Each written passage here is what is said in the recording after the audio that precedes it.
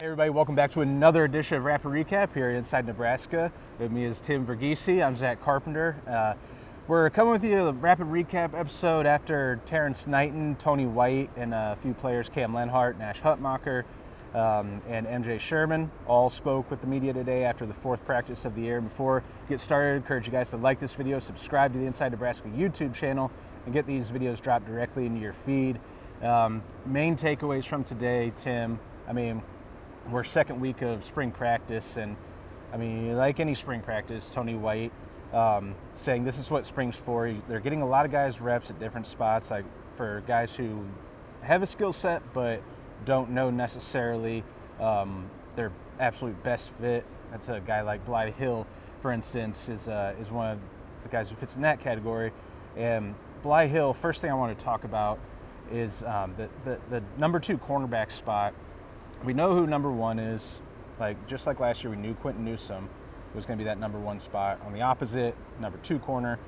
Once again, we had this Malcolm Hartzog discussion of where is he going to play? Is he going to stay at corner? Is he going to move to safety full time? Is he going to be going back and forth between both? Bly Hill, Malcolm Hartzog were 2 names that Tony White said are being thrown in the mix for a lot of reps at the number 2 cornerback spot, along with Hill, Hartzog. Mario Buford got a shout out. Jeremiah Charles got a shout out. And then the 5th one that he mentioned was Ethan Nation. So you got 5 guys there who are mentioned. And sometimes you don't want to read too much into it because a lot of times it's a coach just saying as many guys as possible to get their names out there and not make anyone feel any certain type of way. But what were your takeaways from just those 5 guys being circulated at CB2? Yeah, it makes sense. Pretty much all 5 names make sense. Like Hartzog, there's that experience there. With Bly, it's that length, and that's something the staff really, really loves. And he's got some playing experience as well. Coming in, so from the FCS level. So there's reps there, and he kind of makes some sense for that cornerback 2 spot. As far as the young guys go, I'm not surprised that Ethan Nation and Mario Buford specifically are mentioned. Those are 2 guys I had the opportunity to cover in high school. Ethan, saw him in 7-on-7. He's one of the most competitive recruits. I've been doing this for 5-6 years now, going out and seeing recruits. He's one of the most competitive recruits I've ever seen. Back in the day, I was at like a 7-on-7 scrimmage, which those are real things, just scrimmages. And he had the whole place. He single-handedly turned the event into this competitive kind of atmosphere. He was trash talking everybody, trash talking parents. The art of cornerback. The act of cornerback play. That's exactly but at the quarterback, it's an important thing. He loves to trash talk. He loves to get in there and fight. He's not the biggest guy, even 2 off seasons now in the weight room, and he's still not necessarily the biggest guy. But man, he plays like he's one of the biggest, and that's probably why he's so competitive, is because you kind of have to have that, as a corner on the field when you're going to be the smallest one on the field. You have to have the little inner dog in you. Yep, exactly. So he's got that dog in him, and he's one that even if he's not the starter, that's a guy that you're going to see on special teams. You're going to see rotating in the secondary next year. Buford, on the other hand, that's a guy that he comes from a pedigree. He comes from a powerhouse program in Texas, DeSoto. Played in multiple state championships, played at the 6A level, at the highest level.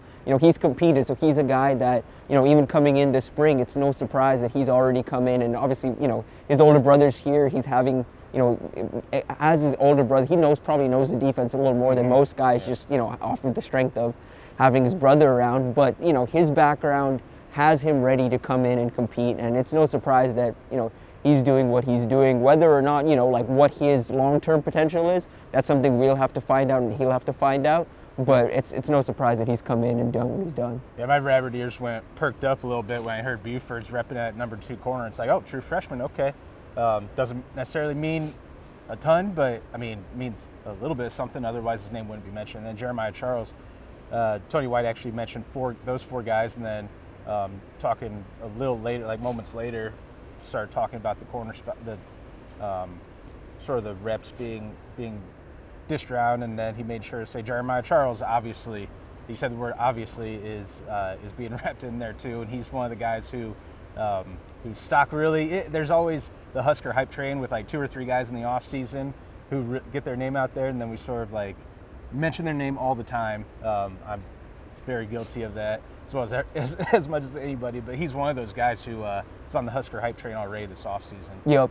You know, I mean, a lot of reasons for that. You know, I think his athleticism has been on full display in between the track and, you know, the dunk contests and everything. I think he's, you know, been on full display this offseason. So he's a guy that, you know, even coming into Nebraska, when Nebraska took him, that was an athlete. This was a guy that was a really good athletic tester, has really good numbers, and is still figuring it out on the football field.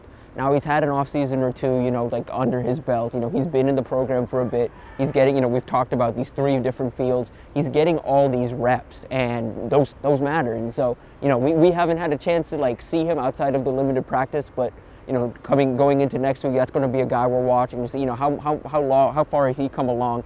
Is this a guy that like is just an athlete out there still, or is he doing real cornerback things, real defensive back things on the field at this point? Yeah, that's one of the rubs with Bly Hill, because I mean, going into the spring practice, it's like if you're handicapping the number 2 corner, it's like you'd think the betting favorite would be Malcolm Hartzog, but not by it wouldn't be a massive betting favorite. It's just based off the experience, 2 years straight as a starter over there. And then Bly Hill, it's like, okay, I know he's FCS level, but he's 6'3", 6'4". He's long, athletic. Can he get that technique down that Evan Cooper wants for him? Like, can he get lower on his back pedals and his when he breaks on a route? Like, can he get that technique down in over the course of the next several weeks with this new coach, with this coaching staff against this level of competition? Jeremiah Charles a lot the same way. He came here, he was first a receiver, and then middle of the year last year, Rule made sure to mention he went out of his way middle of the year and middle of the presser that Bryce Turner and Jeremiah Charles, they're now working as DB, and Rule starts going in and saying, we think Jeremiah Charles is going to be a dynamic corner. It's like, well, there we go. We got to start talking about that as a potential storyline. So it'll be interesting to see what shakes out going forward with the cornerback 2 spot. I think that's one of the most intriguing positions as far as a potential position battle in spring ball. But so is inside linebacker, because I want to sort of go through all 3 levels of the defense real quick today. And number 2 corner working from back to front here. Inside linebackers, another one that Tony White was asked about. He said, just to get the names right, he said, again, 5 names, Micaiah Bear, Vincent Shavers Jr., Javin Wright, Dylan Rogers, and Stephon Thompson are the 5 of the guys who are like sort of working in there and catching his eyes. I think MJ Sherman had talked about a couple of those guys at least outside. Yeah, we'd asked Sherman was speaking outside in the hallway. We'd asked him, you know, kind of some of the young linebackers that are standing out to him. Dylan Rogers was a name that came up pretty much immediately, and you know, so did Vincent Shavers, and that's a guy that Shavers has gotten some buzz as an early true freshman, early enrollee. You know, even going through winter workouts, that was a guy who, you know, his dad's been kind of talking about kind of the accomplishments his son achieved. You know, they're not giving out true black shirts in the spring, but for accomplishments on the mat drills and accomplishments in winter workouts, they were giving black shirts, and he was one of the first to earn one. And you know, this says a lot about kind of how he's come in and bought into the program. That's a guy that, you know, even watching his highlight tape, that's a guy that can already make a difference as a freshman. It's just about him learning the scheme and figuring things out, but that's a guy that's going to be involved in some type of way this year. Dylan Rogers, that's a guy from Texas. You know, he redshirted last year, you know, kind of got some special teams experience, and you know, spent the year kind of bulking up. If you know, you go on Instagram, you kind of see some of the pictures these guys are posting after workouts, and you know, after a year in the program. It's like, you know, I covered Dylan since he was like a sophomore in high school. I've known Dylan since he was a sophomore, and I remember, you know, what he looked like then, and he looks significantly better now, you know, like significantly bigger, you know, probably close to 240, 250 pounds, carrying it well. And that's a guy that, you know, can be a real force, you know, on the inside. But, you know, I think guys... If he figures out that role, If he figures out that role. And that's a guy that he's got a lot of versatility in his background. You know, at one point in high school, you know, he saw himself as a potentially a defensive end or even an edge rusher, you know. And, you know, as he's grown and kind of figured out where he fits in, it went from, you know, potentially edge to outside linebacker to now inside linebacker. And he's kind of feels like he's settling in there. And, you know, that's one to keep an eye on. But, you know, those are younger guys. You know, on the other side of this, we've got, you know, Stephon Thompson. Mm-hmm. That's a guy that, you know, we've talked about a little bit last week, came in from Syracuse. And, probably, like we were talking about, if you're handicapping this, probably the favorite. Yeah, he was in my mind. He was the entire time until Rule last week comes out and says, "Yeah, Stefan's had a tough time transitioning." And he sort of laid out some of the same things he said about Micah Mazuka in February. Of like, he's got to show that he's serious about this. Like he's got to learn and adjust to the way we do things. And it was like, oh, that's kind of surprising to hear, because I thought it would be like no issues, no worries at all. Like. And I mean, that's what I guess happens when you make a transition in the transfer portal.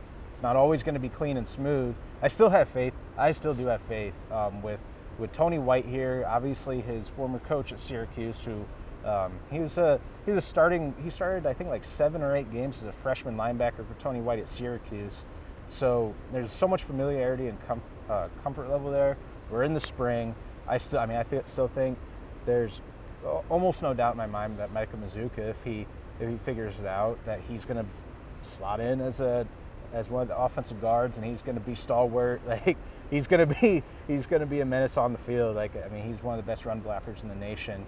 I think Stefan Thompson on the defense, if he can get back to 80% of the level before the ACL injury 2 years ago, if he can get back to that, you're right. I think I would have had him pegged as the betting favorite to earn one of those starting inside backer spots. And Vincent Shavers, I mean, you saw last year, like, how many freshmen got snaps like on this defense. And then you see Cam Lenhardt, Prince Will, Riley Van Poppel, those 3 guys, mainly, they get a ton of snaps on defense as true freshmen.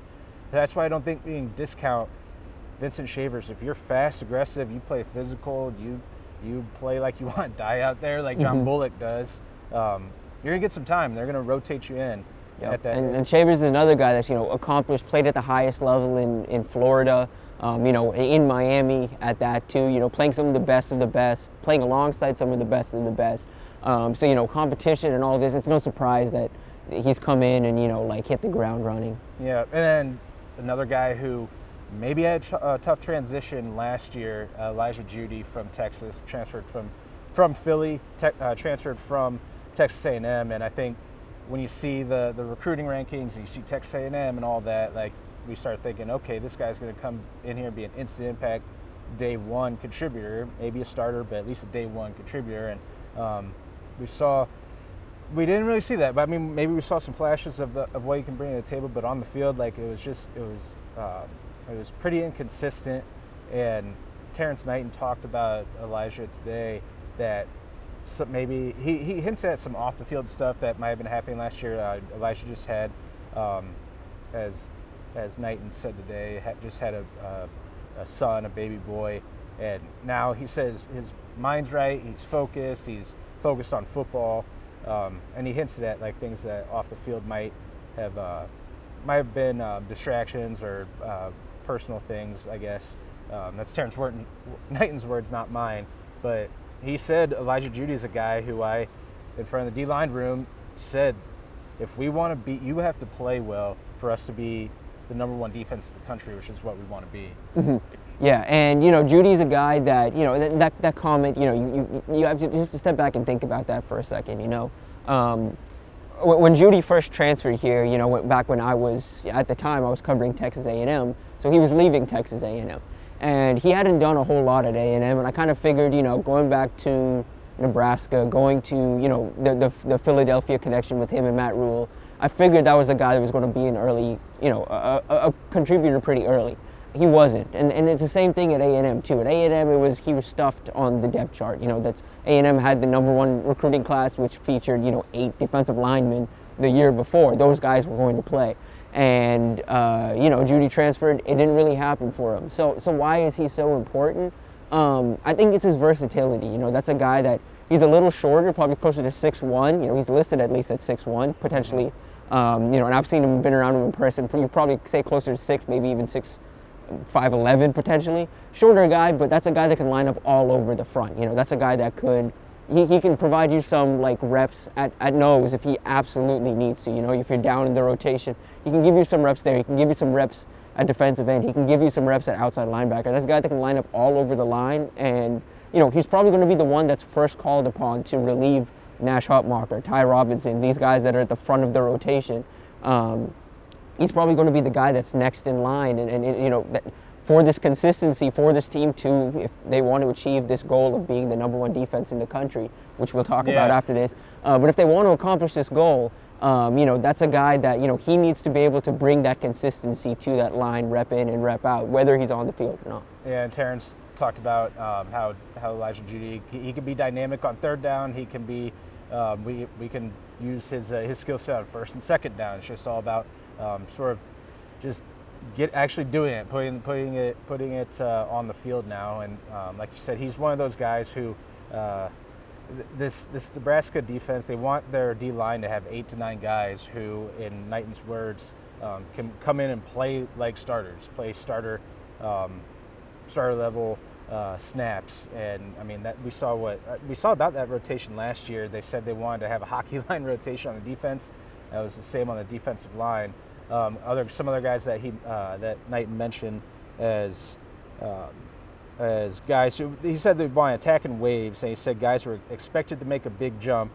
Cam Lenhardt, Jamari Butler, James Williams, Riley Van Poppel, Elijah Judy, Vincent Carroll Jackson, and Sua Lefotu. And Sua Lefotu is another guy who we can get into at another time, but I think there's a lot of intrigue there. Just a bunch of guys who are young, a lot of young, hungry guys to mold or to mesh with the vets coming back, Ty Robinson and Nash Hutmacher. We spend all this time talking about D-line. We just don't mention them because it's like we kind of know what we're going to get, I think, out of those two guys, or at least you think. But like you said, their goal, this is the last thing we'll hit on. Terrance Knighton said, we want to be the number one defense in the country. And then Tony White was asked about that. Like, is that something you're actively talking about? How do you take this defense to the next level? He said, yeah, we do. We want to be the number one defense in the country, but we can't do that. Those are just words until guys adopt that and live by that. And it's something that I talked about when Tony White, the contract extension was announced, when Ty Robinson came back, when Nash Hutmacher come back. I'm like, this defense could be the best in the Big Ten. And they're talking about wanting to be the best in the country. Like that's a big goal, but it's got to get you excited if you're around here. Yeah, absolutely. And you know, they've touched on it. You know, I'm sure this is something rules said in the past too. You have to earn these type of expectations. You know, these aren't. He said that last week. He said we're giving them the gift of high expectations. Yep, or that's the way he phrased it. But yeah, that's the thing. You know, this is one of those. This is earned. This is earned off of their performance from last year. And the fact that they return as many guys as they do. Is it possible? Certainly. You know, I mean, like, just look around the country. In terms of interior defensive linemen, outside of Michigan, there's no other place that has, you know, the talent that's returning at Nebraska between Nash and Ty. In the Big Ten. Even in the country. I mean, like, look at the just interior D linemen. Like, it's the number one is Mason Graham and Kenneth Grant up in Michigan, and number two, probably Nash Hutmacher and Ty Robinson. That's some big words, big time Timmy Jim over here. Nebraska in that elite tier. But they're up there in terms of D-line, and you know, there's enough bodies that can get after the quarterback on the edge. You know, the big questions are the questions we've already addressed. That second linebacker spot and that second corner spot. Like, really, if you can nail those two positions, you feel good about the rest of the unit. You've got veterans at safety. You've got veterans in the secondary overall. You know, Tommy Hill finished the year as one of the hottest corners in the country. And, you know, that's a guy that's like, you know, they've talked about, like, he's a guy that's kind of building on his performance so far this spring. And so... I mean, they're throwing his name around. Like, I see different graphics, so it probably means nothing. But, like, who's the best returning corner in the country or best returning corner in the Big Ten? He's on those. And he's on those graphics. He's on those. It's crazy to think about. Like, I know that might sound dumb, like, just a social media graphic from random college football accounts, but you would have not thought that was possible going into the 2023 season. Man, even mid-year last year, you know, if you had said, hey, Tommy Hill is going to finish the year as one of the top corners in the country, you know, how many people would have looked at you and scoffed? That's just not something that felt realistic at the time. But man, he's really turned it around, and, you know, multiple staffs at this point have talked about Tommy's potential in the program.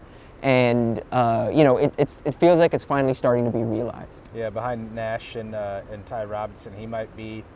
John Bullock's up there, but he might be in that upper tier of best pro prospects on this defense right now. He's got the measurables. He's got the the tenacities, ball hawk, all that type of thing that we saw last year. So excited to see that.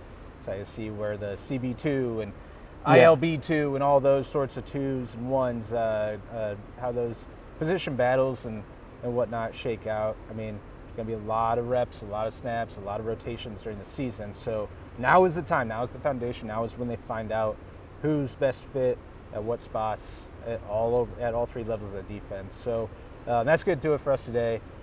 Just wanted to touch on the 3 levels of defense before we get out of here.